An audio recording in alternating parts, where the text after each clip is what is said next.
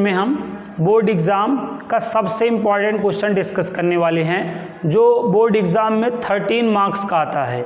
ठीक है, 8 मार्क्स का using matrix method solve the equation आता है और 5 मार्क्स में फाइंड द ए इनवर्स करने के लिए आता है, ए इनवर्स ज्ञात करने के लिए आता है।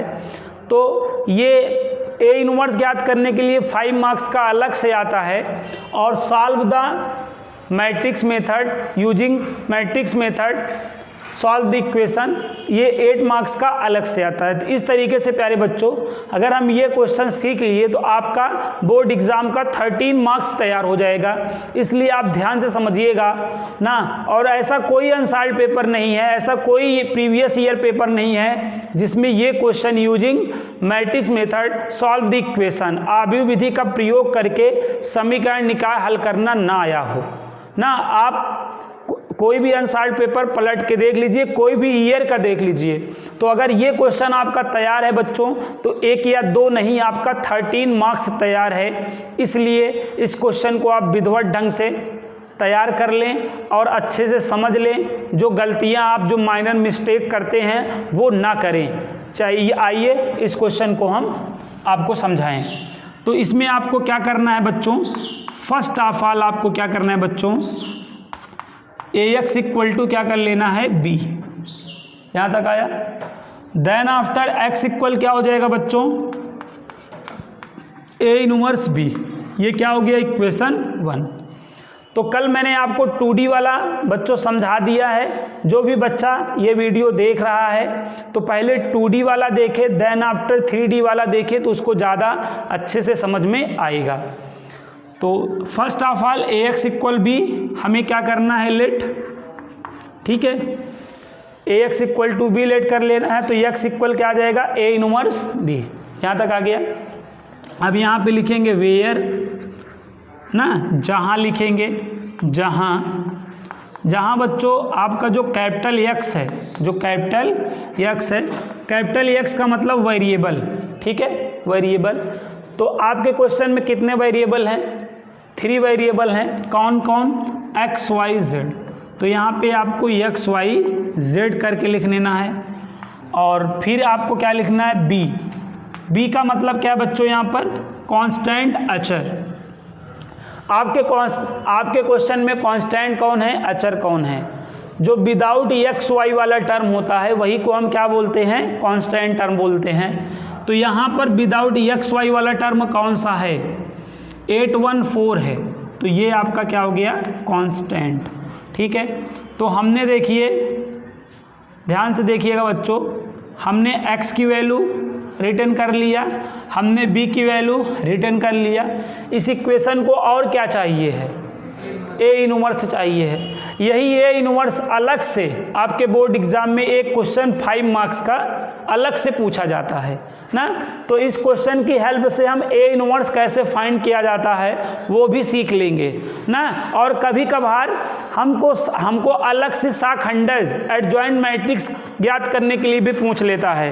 तो एडजॉइंट मैट्रिक्स भी हम यहाँ पे सीख ही लेंगे। तो ये क्वेश्चन बेटा हमें कई चीज़ें सिखाएगा ना। तो इस क्वेश्चन को आप अच्छे से तैयार रखेंगे बच्चों, बोर्ड एग्जाम में आपका 13 मार्क्स आपको ये क्वेश्चन दिला देगा। ये जान जाइए आप। X आ गया, B आ गया, अब A हमें रिटर्न करना है। तो A हमारा कैसे आएगा हमने बता रखा है। A क्या होगा, एक मैट्रिक्स होगा। A क्या होगा, एक मैट्रिक्स होगा जो कैसे रिटर्न किया जाएगा। ठीक है, जो X Y Z का कॉफिशिएंट होता है, चाहे आप कॉलम वाइज देख लें चाहे आप रो वाइज देख लें। ठीक है, यहाँ पे देखो X के जो कॉफिशिएंट है क्या है, देखो यहाँ पर 3 2 4 और यहाँ पे Y का कॉफिशिएंट देखो, Y का कॉफिशिएंट देखो -2 1 और क्या है -3। और यहाँ पे Z का कॉफिशिएंट देख लो बच्चों, 3 -1 2। ये आपका A आ गया, क्या आ गया, A आ गया। आई होप यहाँ तक आप लोगों को समझ में आ गया होगा। ठीक है, एक भी मिस्टेक अगर आपने कर दिया तो पूरा क्वेश्चन गलत हो जाएगा। यहाँ तक बात समझ में आ गया। हमारे पास A हो गया है, X हो गया है, B हो गया है। अब हमें A इनवर्स निकालना है। क्या निकालना है, A इनवर्स। तो ए इनवर्स का फार्मूला हम ऑलरेडी जानते हैं, क्या जानते हैं, एडजॉइंट ए अपान क्या जानते हैं, मॉड ए जानते हैं, है ना। तो ए इनवर्स कैसे निकलेगा समझ गए, एडजॉइंट ए अपान मॉड ए करके। तो अगर हमें ए इनवर्स निकालना है तो हमें ए इनवर्स के लिए फर्स्ट ऑफ ऑल क्या करना पड़ेगा, डिटर्मिनेंट ऑफ ए निकालना पड़ेगा कि नहीं, मॉड ए निकालना पड़ेगा ना। तो हम डिटर्मिनेंट ए निकालेंगे। तो यहाँ पर डिटर्मिनेंट ए की वैल्यू कैसे निकाली जाएगी, ध्यान समझिएगा। ए है, ए पे क्या लगाना पड़ेगा, शटर लगाना पड़ेगा। ए पे शटर लगाओ तो ए पे LHS साइड शटर लगाओगे तो RHS साइड भी लग जाएगा कि नहीं, बताएं। बच्चे यहीं गलती करते हैं, ए पे तो शटर लगा देते हैं, ए पे तो साड़ी का चिन्ह लगा देते हैं, ए पे तो डिटर्मिनेंट का साइन लगा देते हैं, लेकिन यहाँ लगाना भूल जाते हैं ना। तो यहाँ पे ध्यान दीजिए, जब ए पे डिटर्मिनेंट का साइन लगेगा तो ये जो मैट्रिक्स है ये भी डिटर्मिनेंट में यहाँ पे कन्वर्ट हो जाएगा, ठीक है। तो अब ये क्या हो गया, 3 - 2 3 2 1 -1, ठीक है, 4 - 3 2, यहाँ तक आ गया बच्चों। ए से हमने क्या निकाल लिया, डिटर्मिनेंट ऑफ ए निकाल लिया। अब हमें इसको एक्सपैंड करना पड़ेगा। इसे हमें एक्सपैंड क्यों करना पड़ता है, एक्सपैंड कर लेने से मान लीजिए अगर 0 आ गया तब तो हमारा क्वेश्चन यहीं पे डन हो जाएगा, क्योंकि नीचे 0 ऊपर कुछ भी हो मैथ के खिलाफ हो जाता है, और मैथ के खिलाफ हम जा नहीं सकते। अगर मैथ सॉल्व करके हमें नंबर पाना है। अब आइए इसका हम प्रसार करें। तो इसका हमें प्रसार करना है तो फर्स्ट ऑफ ऑल क्या करें, फर्स्ट रो को भूल जाएं, फर्स्ट रो को भूल जाएं और नीचे आप क्या करें, 3 बॉक्सेज बना लें, 3 बॉक्सेज बना लें। ये फर्स्ट बॉक्स के बगल 3 आएगा, ठीक है, -2 सेकेंड बॉक्स और +3 थर्ड बॉक्स। इस तरीके से प्यारे बच्चों सारणिक को क्या किया जाता है, एक्सपेंड किया जाता है, प्रसार किया जाता है। अब यहाँ पे क्या करना है, 3 है ना, तो आपको फर्स्ट वाले कॉलम को ऐसे क्लोज कर लेना है। अब मल्टीप्लाई करें, 1 का 2 से करेंगे कितना आएगा, 2 आएगा, सरकारी माइनस लगाएं। -3 का -1 से करेंगे, माइनस माइनस प्लस हो जाएगा, +3, और +3 का माइनस से करेंगे तो माइनस ही आ जाएगा। अब आप इसको एक्सपेंड कर लें तो 2 का 2 से करेंगे 4 आ जाएगा, 2 का 2 से करेंगे मल्टीप्लाई 4 आ जाएगा, 4 का -1 से करेंगे माइनस आएगा, बाकी यहाँ पे गवर्नमेंट माइनस है ही, तो ये +4 कर देगा, ठीक है। और यहाँ पे एक्सपेंड करिए, 2 का -3 से क्या हो जाएगा, -6 हो जाएगा, और ये आपका, ठीक है, इसको आपने क्लोज किया है तो -4 होगा ना। यहाँ तक आया बच्चों। आप थोड़ा सा सब्ट्रैक्ट कर लीजिएगा। आप determinant of A equal to यहाँ पे देखें 3 ब्रैकेट में यहाँ पे 2 - 3 क्या आ जाएगा, -1, यहाँ पे 8 हो जाएगा, -2 यहाँ पे ब्रैकेट में 8, यहाँ पे +3 ब्रैकेट के अंदर -10। ये माइनस और ये माइनस क्या हो जाएगा, प्लस हो जाएगा। इस बात को ध्यान दें, यहाँ माइनस है और यहाँ ये माइनस और ये वाला माइनस ना, ये माइनस माइनस क्या हो जाएगा, प्लस हो जाएगा। ये माइनस क्या हो जाएगा बच्चों, प्लस हो जाएगा। इस बात का ध्यान रखिएगा। मैं आप लोगों का ध्यान देखना चाह रहा था, आप लोग ने बहुत अच्छा ध्यान दिया, ठीक है। ये माइनस और ये माइनस प्लस हो जाएगा, ठीक है। अब यहाँ पे मल्टीप्लाई कर लीजिएगा, ये -3 और ये 16 हो जाएगा, -30, -3 और -30, -33 + 16, सब्ट्रैक्ट करेंगे कितना आएगा, यहाँ पे देखिए 7 कितना आएगा जी, 17 आएगा ना, -17 आएगा। डिटर्मिनेंट ए की वैल्यू क्या आ गई, -17। 0 आ जाता तो आंसर हो गया था, ठीक है, लेकिन 0 नहीं आया तो यहाँ पे -17, आगे चीज़ें सॉल्व होंगी। तो यहाँ क्या लिखेंगे, अतः ए इनवर्स ज्ञात किया जा सकता है। क्या लिखेंगे, अतः ए इनवर्स ज्ञात किया जा सकता है, A inverse can be find, ये लिखेंगे, so A inverse can be find, अतः ए इनवर्स ज्ञात किया जा सकता है। इसके नीचे कौन सी लाइन लिखनी होगी, कोफैक्टर, साखंड लिखने पड़ेंगे ना, सागुणनखंड लिखिए। अब यहाँ पे सागुणनखंड लिखिएगा, सागुणनखंड, सागुणनखंड यहाँ पे हेडिंग दीजिएगा और ब्रैकेट के अंदर कोफैक्टर्स लिख दीजिएगा, कोफैक्टर्स, ठीक है, सागुणनखंड ब्रैकेट के अंदर कोफैक्टर्स, ठीक है। अब यहाँ पे बात को समझिएगा, यहाँ पे देखिए कितने एलिमेंट हैं, टोटल 9 एलिमेंट है, तो ये किससे रिप्रेजेंट होगा, जैसे आपको 3 का क्या निकालना है, एलिमेंट 3 का क्या निकालना है, कोफैक्टर्स, तो ये एलिमेंट कैसे डिनोट होगा आपको पता है, C11 करके डिनोट होगा कि नहीं बताएं, कोफैक्टर्स को इस तरह रिटर्न किया जाता है C11, C का मतलब क्या है, कवर करना है, किसको, फर्स्ट रो और फर्स्ट कॉलम को। यहाँ पे बात ध्यान दीजिए, तुम लोग इधर ध्यान दो, नहीं तो अब यहीं से आप गलती करना शुरू करोगे। C11 का क्या मतलब है, फर्स्ट रो और फर्स्ट कॉलम को क्या करो, लीव कर दो, छोड़ दो। तो यहाँ पे देखो, ये देखो यहाँ पर देखो, इसको अब थोड़ा सा इरेज कर लो। तो अब यहाँ पे देखो, फर्स्ट रो को आपको कवर कर लेना है, फर्स्ट रो को यूँ कवर कर लोगे, बोलो, फर्स्ट रो को कवर कर लो और फर्स्ट कॉलम को कवर कर लो, तो क्या बचा देखो, 1 - 1 - 3 2 ना, इनसे जो डिटर्मिनेंट बनेगा, देखो यहाँ पे 1 -1 -3 2, ये ध्यान से समझिए आप लोग। C11 का क्या मतलब है, फर्स्ट रो फर्स्ट कॉलम को भूल जाओ। तो जब आपने फर्स्ट रो और फर्स्ट कॉलम को आप भूल गए तो क्या रिमेनिंग हुआ, 1 - 1 - 3 2 ना, इससे जो डिटर्मिनेंट बनेगा वही इसका क्या कहलाएगा, वैल्यू कहलाएगा, यही उसकी वैल्यू हो जाएगी। अब यहाँ पे रो प्लस कॉलम करने पे क्या आएगा, रो प्लस कॉलम करने पे इवन आ रहा है, सम आ रहा है, इसलिए यहाँ पे क्या करना है, प्लस का साइन लेना है, ठीक है।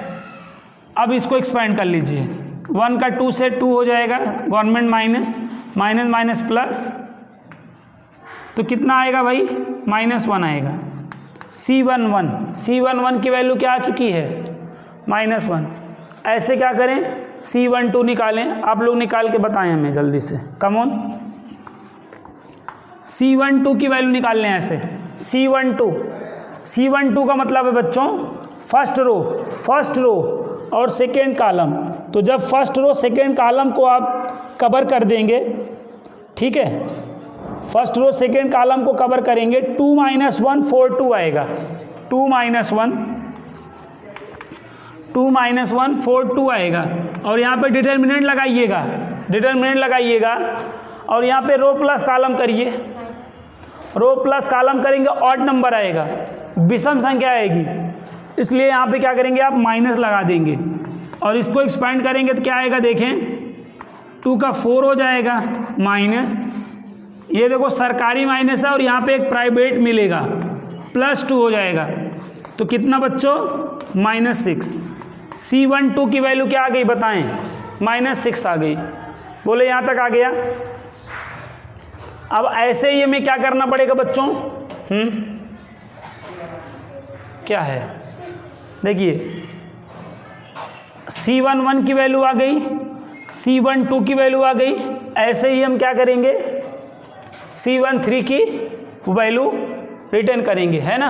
अब यहाँ तक मुझे इरेज करना पड़ेगा, ये यहाँ तक मैं इरेज करने चल रहा हूँ, आप ध्यान दीजिए और आगे की वैल्यू आप निकालते चलिए जल्दी से, निकालें बेटा, कम ऑन, निकालें जल्दी से। अब देखें C13 की वैल्यू क्या आएगी, आप लोग बताएं निकाल कर। C13 first row third column, ये फर्स्ट रो थर्ड कॉलम -6 -4 -10 -10 आया कि नहीं आप लोगों का?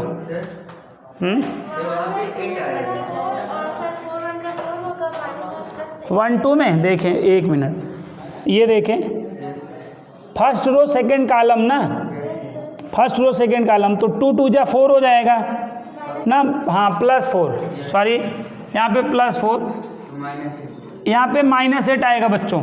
आप लोगों का ध्यान देखना चाह रहे थे, आप ध्यान से ऐसे करिएगा एग्जाम में ना। जान लीजिए आप बमन पे बैठे हैं, कब तक जाएंगे, कब स्टेप में गलत हो जाएगा, एक स्टेप पूरे क्वेश्चन को गलत कर देगा ना। यहाँ तक आ गया। यही सब कॉमन मिस्टेक होती हैं, जो माइनर मिस्टेक होती हैं, जो आप नहीं जान पाते हैं, आपको इसीलिए मैं करके दिखा रहा हूँ। ये माइनर मिस्टेक मत करिएगा, यही माइनर मिस्टेक है बच्चों। अब यहाँ पे देखिए C13 first row third column को -6 -10 आएगा। आप लोगों को भी आया कि नहीं? देखिए यहाँ पे रो प्लस कॉलम करेंगे तो क्या आएगा? इवन आएगा, सम आएगा तो प्लस लेना है, तो -10 आप लोगों को भी आना चाहिए। चलिए यही मिस्टेक मत करिएगा। आगे अब ये देखिए C13 हो गया ना। अब यहाँ से क्या चलेगा? C21 निकाल के बताएं आप लोग, देखते हैं कि किसका सही है। C21 निकालें, C21 ये आपको सेकेंड, अभी इस बार क्या करना है, सेकेंड, ठीक है, सेकेंड और फर्स्ट कॉलम को, तो -4 +9 हो जाएगा, तो यस -5 आएगा। जिसका -5 आया एकदम सही है। यही माइनर मिस्टेक आप लोग करते ना करिएगा।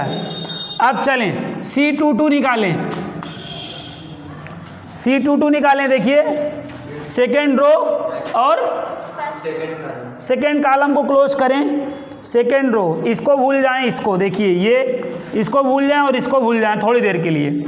3 और 3, 4 और 2 ना, 3 2 जा 6, 4 3 जा 12, -6 क्या आएगा बच्चों?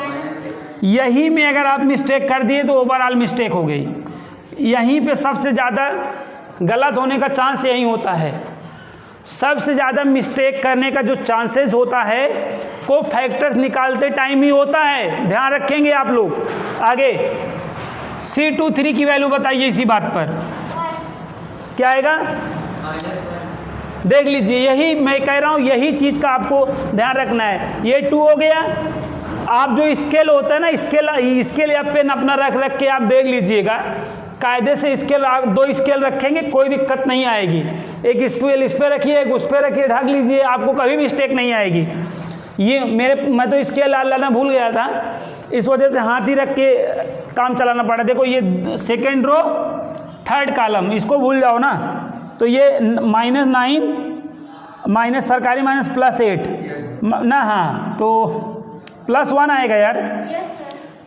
यहाँ पे देखें ऐसे, इसका तो मल्टीप्लाई होगा ना, -9 और इधर ये सरकारी माइनस और ये -+8 हो जाएगा। -9 +8 -1, और ये यहाँ से भी एक माइनस मिलेगा, तो +1, समझ रहे ना, +1। ये गलती किसी से भी हो सकती है बच्चों, लेकिन आपसे गलती होगी, हमसे होगी कोई बात नहीं है, ठीक है, लेकिन आपसे होगी तो आपका 13 मार्क्स का काम हो जाएगा, गड़बड़ हो जाएगा। इसलिए बच्चों बहुत ध्यान से को फैक्टर्स निकालते समय सारी सावधानी बरत देनी है आपको। चलें अब C31 की वैल्यू निकालें। C31 देखिए, थर्ड रो फर्स्ट कॉलम, तो क्या आ जाएगा? -1 ही है ना ये। जब आप इसको थर्ड, अब इसको भूल जाना है, थर्ड रो को, थर्ड इसको भूल जाइए आप, अब इसको भूल जाइए आप। यहाँ पे प्लस है माइनस जी, ये +3, हाँ चलिए इसको भूल गए हैं। अब ये क्या आएगा? +2 हो जाएगा, +2, ये ना ऐसे गुणा होगा ना, +2 और इधर -3, तो -1 आएगा। यस बच्चों, यहाँ पे -1 आएगा क्योंकि रो प्लस कॉलम यहाँ तो प्लस आ रहा है ना, तो प्लस माइनस माइनस। यहाँ C32 निकालिए, ये थर्ड वाले को तो भूल गए हैं, अब इस बार इसको -3 -6 +9 आएगा। 3 का देखो -3 +9 आएगा, तो +9 आएगा, गुड, +9 आएगा। मैं क्या बोल रहा था, माइनस क्या? तब भी मैं भी तो यही बोल रहा था। हमको कंफ्यूज मत करो, डोंट कंफ्यूज मी। 3 ये थर्ड रो और इसको भूल जाओ। 3 क्या हो जाएगा जी? 3 1 जा 3 माइनस सरकारी माइनस प्लस 4 7, हाँ यह 7 आएगा। बताएं, अगर ये जान लीजिए, अगर कोफैक्टर्स में आपने नहीं गलती की तो आगे गलत होने का चांसेस कम है, नहीं तो नहीं है, कम है। यहाँ पे ज़्यादा चांसेस होता है गलत हो जाने का, तो यहाँ पे सावधानी आप बरतेंगे, ठीक है। और मैंने आपको बताया सावधानी काजू बादाम खाने से नहीं आप बरत पाएंगे, ठीक है, इसलिए ध्यान से करिएगा। आगे अब इससे हम एक मैट्रिक्स बनाएंगे। कोफैक्टर्स के एलिमेंट से हमें क्या बनाना होता है? एक मैट्रिक्स क्या बनाना होता है? C। कोफैक्टर्स के एलिमेंट से एक क्या बनाना होता है? मैट्रिक्स बनाना होता है। तो मैट्रिक्स बना लीजिए। जो अब देखिए क्या बनेगा, यहाँ पे देख लीजिए जो आया है, -1 ना, -8 -10 क्या बनाना है? अब यहाँ पे ये बात ध्यान रखिएगा, क्या बना रहे हैं आप? मैट्रिक्स बना रहे हैं, आव्यूह बना रहे हैं, तो इसलिए किसका साइन लगाएंगे? हाँ, मैट्रिक्स का साइन लगाएंगे। कुछ बच्चे खोए हुए रहते हैं, यहाँ पे डिटर्मिनेंट का साइन लगा देते हैं, ये कॉमन मिस्टेक है ना, कॉमन मिस्टेक है। अभी यहाँ पे साड़ी का चिन्ह चल रहा है ना, तब कहेंगे डिटर्मिनेंट का ही चलेगा, यहाँ पे भी लगाओ, तो ये गलती आप मत करिएगा ना। चलिएगा अब आगे देखिए, -5 -6 +1, फिर देखिए -1 9 7, ठीक है बच्चों। तो यहाँ तक आ गया है समझ में आप लोगों को? आप लोगों ने नोट भी कर लिया होगा। ये कैसे निकला है अपना, जैसे इन दोनों को निकाला हूँ ऐसे निकाल के करिएगा। देखिए कोफैक्टर्स निकालना थोड़ा सा कठिन काम होता है, लेकिन आप ऐसे करके करेंगे तो मिस्टेक होने का कम चांसेस रहेगा। समझ रहे हैं बात को? अब ऐसे डायरेक्टली वे में निकालना कई बार हम गलत कर जाते हैं, तो इस तरीके से सारे निकाल लीजिएगा। जैसे मैंने ये C11 C12 निकाला, 2 स्केल रखिएगा, एक रो पे रखिएगा, एक कॉलम पे, उसके बाद 4 बचेगा, आराम से सारिक में ऐसे डिटरमिनेंट में करके आप कर लेंगे, ठीक है ना। तो सावधानी बरतिएगा, नहीं तो गलत हो जाएगा। यहाँ तक आ गया है आप लोगों को। अब आगे देखें, क्वेश्चन बहुत ही प्यारा है, अब आगे देखें। तो कोफैक्टर्स के एलिमेंट से जो मैट्रिक्स है वो आ चुका है ना। सागुणनखंड से बने आव्यूह का परिवर्त आव्यूह ही साखंडज आव्यूह कहलाता है। कोफैक्टर्स के एलिमेंट से जो मैट्रिक्स बना होता है वही का डैश क्या? C का डैश। किसका डैश? C का डैश क्या कहलाएगा? एडजॉइंट ए कहलाता है। क्यों बच्चों? C का डैश ही एडजॉइंट ए कहलाता है। और डैश निकालना बहुत ही आसान होता है। क्या करना होता है बच्चों? जो लेटा हुआ रहता है उसे खड़ा कर देना होता है। देखो ये लेटा हुआ है ना, लेटे हुए को बेटा यूं आप खड़ा कर दें इस तरीके से, तो ये आपका क्या बन जाता है? ये परिवर्त आव्यूह हुआ। और यही परिवर्त आव्यूह ही, यही ट्रांसपोज मैट्रिक्स ही क्या कहलाता है? एडजॉइंट ऑफ ए कहलाता है। अब आप ए इनवर्स निकाल सकते हो, ठीक है। ए इनवर्स आप निकाल सकते हो। ए इनवर्स का formula 1/mod of A into adjoint A. मैं बताऊं 8 मार्क्स का है, अगर आप कहीं भी मिस्टेक कर जाएंगे तो आप जान नहीं पाएंगे, क्योंकि इसको लगाने में ही आप ये मान के चले 15 या 20 मिनट का टाइम लगता है। और एक बार अगर गलत हो गया फिर से लगाए 15-20 मिनट का टाइम फिर से चला गया, फिर एक बार गलत हो गया तो 1 घंटे यही में लग गया ना। फिर इसलिए मैं कह रहा हूँ एक बार ही लगाइएगा, 20 मिनट के बजाय आधा घंटा ले लीजिएगा, लेकिन मिस्टेक ना हो, ठीक है। इस चीज़ का आप ध्यान रखिएगा ना, जल्दबाजी में मत करिएगा।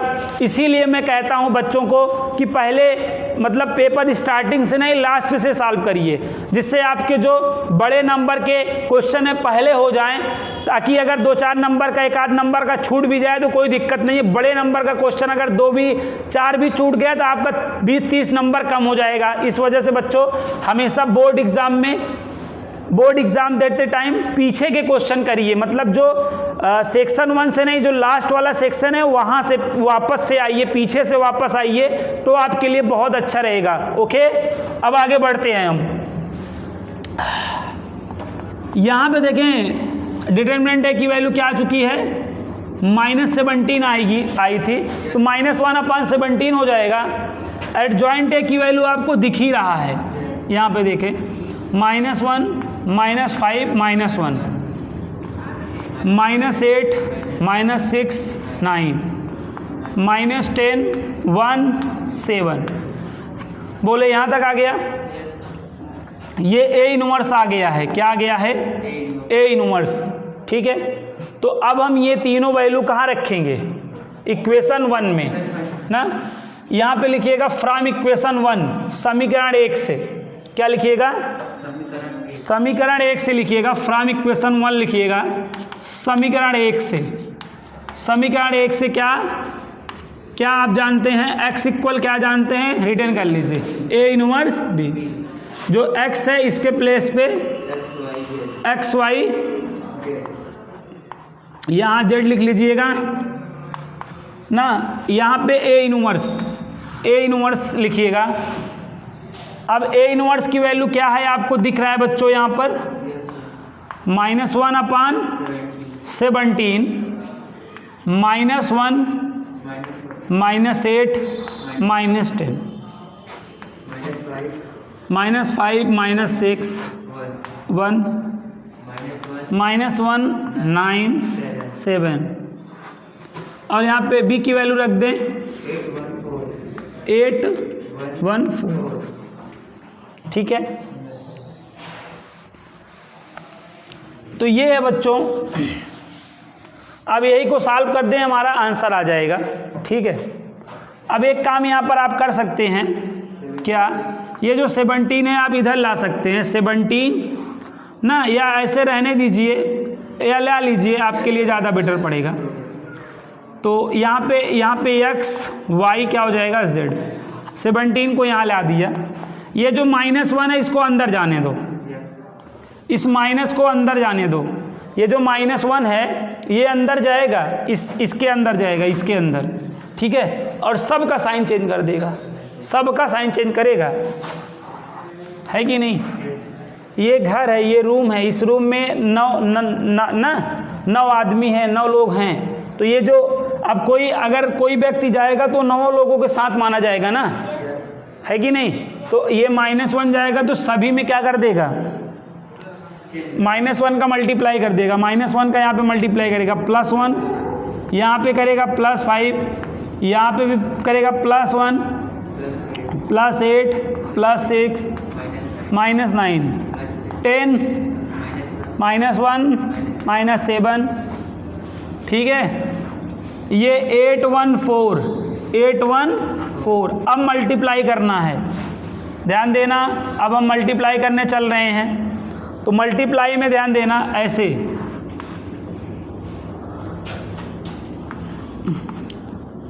मल्टीप्लाई कैसे होगा? देखो टेल का टेल से होगा, ये टेल है, ये मिड वाला पॉइंट है और ये हेड है। यहाँ पे टेल ये है, ये मिड वाला पॉइंट है और ये हेड है, ठीक है। तो बिरादरी वाले का बिरादरी में मल्टीप्लाई करके जो हो, ऐड हो तो ऐड कर लो, सब्ट्रैक्ट हो तो सब्ट्रैक्ट कर लो। टेल का टेल से मल्टीप्लाई करो, मिड वाले का मिड वाले से मल्टीप्लाई करो, हेड वाले का हेड वाले से, और जो साइन है वही लेना है। और यहाँ पर देखो 17xyz। अब यहाँ देखो मल्टीप्लाई करने जा रहे हैं, यही मेन स्टेप है। पहुँचते पहुँचते यहाँ बच्चे गलती कर जाते हैं मल्टीप्लाई में।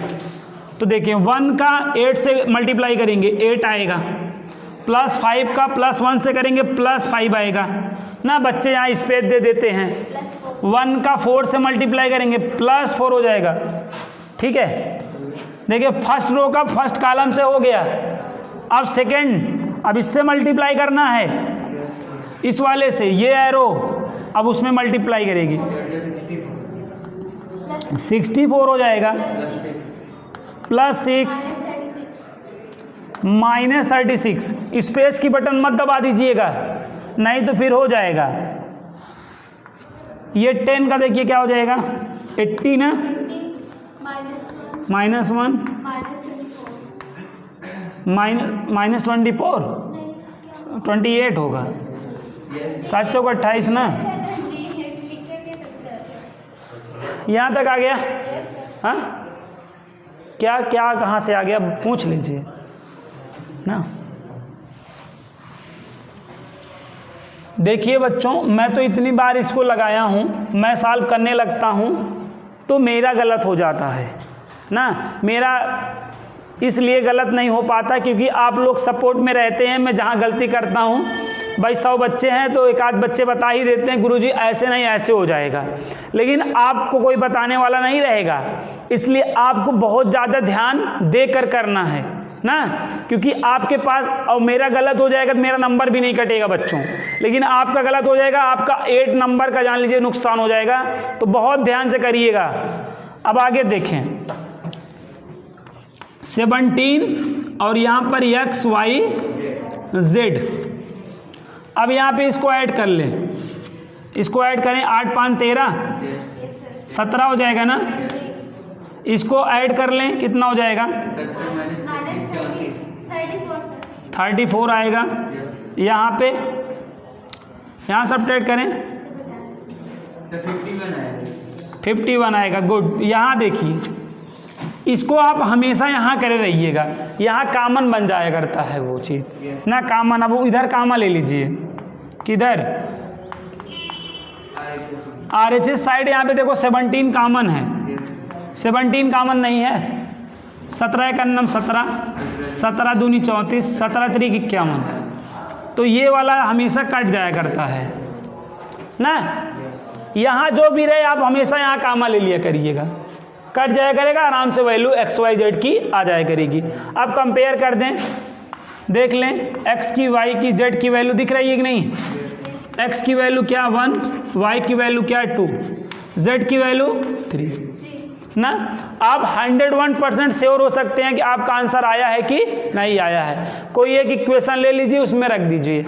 कोई एक इक्वेशन बताइए जो इजीएस्ट हो। 2x plus y equal to 1 ना। अगर किसी एक इक्वेशन को मतलब सभी इक्वेशनों को सेटिस्फाई करेगा। अगर किसी एक में रख लिया और आपने राइट साइड आ गया तो जान लीजिए XYZ की वैल्यू आपने सही निकाली है। ये उत्तर की जांच है, उत्तर की जांच जरूर कर लीजिएगा। 8 नंबर आप ऐसे अंधेरे में मत छोड़िएगा ना। कुछ लोग को डर लगता है एग्ज़ाम में, इतना कर लेने के बाद बहुत डरते हुए उत्तर की जांच करते हैं कि यार कहीं गलत ना हो जाए। हो जाएगा अगर ध्यान से आप नहीं करे रहेंगे तो ये जान लीजिएगा, इसी में पड़े रह जाएंगे। अब यहाँ रखिए, लेफ्ट हैंड साइड ले लीजिए, 2x plus y minus z, 2 into 1 plus 2 minus 3, 2 plus क्या हो जाएगा, ये 2 प्लस 2 माइनस 3, ये 4 माइनस 3 1 आ गया आपका राइट हैंड साइड। आपका आंसर एकदम करेक्ट है। तो ये बच्चों आपको बहुत ध्यान से आपको using matrix method solve the equation वाला क्वेश्चन लगाना है, ठीक है। तो जो पहली बार ये क्वेश्चन समझ रहा है कम से कम 20 क्वेश्चन तो लगा ही लेगा, ठीक है। 1 या 2 या 3 खुराक से काम नहीं होगा, कम से कम 20 क्वेश्चन आपको लगाने पड़ेंगे, खूब प्रैक्टिस करनी पड़ेगी तो ही आएगा। अब यहाँ पे बात समझिएगा, अगर आप ये क्वेश्चन तैयार रखते हैं तो एग्ज़ाम में आपको 13 मार्क्स कैसे मिलेगा मैं आपको बता दूँ। एक तो आप using using matrix method solve the equation कर देंगे तो 8 मार्क्स का आ जाएगा। ठीक है, अगला यही में क्या करा जाएगा, 5 मार्क्स में भी इस पे क्वेश्चन कैसे दे दिए जाएंगे। बच्चों ध्यान दीजिएगा, 2 क्वेश्चन और हैं। ठीक है, ये क्वेश्चन आपने सीख लिया ना, इसमें 2 क्वेश्चन और बनेंगे। जैसे आपको ना ये मैट्रिक्स दे देगा, ये मैट्रिक्स दे देगा, ध्यान समझना, ये मैट्रिक्स दे देगा और कहेगा ए इनवर्स ज्ञात करो, ए इनवर्स केवल ज्ञात करो। ये क्वेश्चन 5 नंबर में बोल देगा। आपको ऐसे एक मैट्रिक्स दे देगा, कहेगा ए इनवर्स ज्ञात करो, तो ये केवल 5 नंबर का रहेगा। तो अब इसके लिए आपको, अब इसका फार्मूला आप जान ही रहे हैं क्या ना, 1 determinant of A into adjoint A. तो केवल आपको यहीं तक करना है ना, क्योंकि आपने जब यूजिंग मैट्रिक्स मेथड किया पहले ये किया तभी तो आगे बात बढ़ी थी। तो आप तुरंत इससे क्या करिएगा, डिटर्मिनेंट ऑफ ए निकालिएगा, कोफैक्टर्स निकालिएगा, मैट्रिक्स बनाइएगा, डैश लीजिएगा, एडजॉइंट ए आ जाएगा ना, फिर ये फार्मूला लगाइएगा, ए इनवर्स की वैल्यू पा जाइएगा। तो ये क्वेश्चन कितने नंबर का आता है, 5 मार्क्स का आता ही है। आप देख लें, आप प्रीवियस अनसॉल्व्ड पेपर देखें ना, तो यूजिंग मैट्रिक्स मेथड भी आया है और ये भी अलग से आया है, तो 13 मार्क्स में आ गया। तो एक क्वेश्चन से देखिए आपको कितना फ़ायदा हो रहा है। नहीं तो क्या करा जाएगा, ये आपको दे दिया जाएगा, मैट्रिक्स से दे दिया जाएगा, कहेगा साखंडा जाव्यू ज्ञात करो, साखंडा जाव्यू ज्ञात करो, एडजॉइंट मैट्रिक्स ज्ञात करो। तो केवल आपको क्या करना रहेगा, ये तब फार्मूला नहीं लगाना रहेगा, तो केवल आपको एडजॉइंट ए ना, आपको ये तो करना ही पड़ेगा, डिटर्मिनेंट है तो निकालना ही पड़ेगा। ए से डिटर्मिनेंट निकालिएगा, फिर कोफैक्टर्स निकालिएगा, उससे मैट्रिक्स बनाइएगा, उसका डैश क्या कहला जाएगा, एडजॉइंट ए कहला जाएगा, बस आंसर हो गया। तो भी 5 नंबर के लिए एग्जाम में आ जाता है। तो ये क्वेश्चन आप ज़रूर तैयार कर लें। और ये कम से कम, अगर जो पहली बार बच्चे पढ़ रहे हैं, कम से कम अगर 20 क्वेश्चन प्रैक्टिस नहीं करेंगे तो जान लीजिए चांसेस नहीं रहेगा कि एग्ज़ाम में वो कर ही लेंगे। तो इस पे आपको खूब प्रैक्टिस करनी है, और जब मैं आपको टेस्ट के लिए बुलाऊं तो हमेशा टेस्ट के लिए आ जाना है, तभी आप लोग को सुनिश्चित हो पाएगा कि ये क्वेश्चन आया है कि नहीं आया है। जब हम कोई चीज़ पढ़ते हैं हमको आ जाता है, इसका पता चलता है, लेकिन हम पढ़ी हुई चीज़ कब भूल जाते हैं, ये इसमें वार्निंग बेल नहीं बजती है। जैसे हमने कोई समझाया तो क्वेश्चन समझ में आ गया, इसके लिए वार्निंग बेल बचेगी, लेकिन आप जो पढ़े वो भूल गए, उसके लिए कोई वार्निंग बेल नहीं बजती है, नहीं तो बहुत अच्छा होता है। ठीक है, तो आज के लिए इतना ही, मिलते हैं नेक्स्ट क्लास में, तब तक के लिए बाय।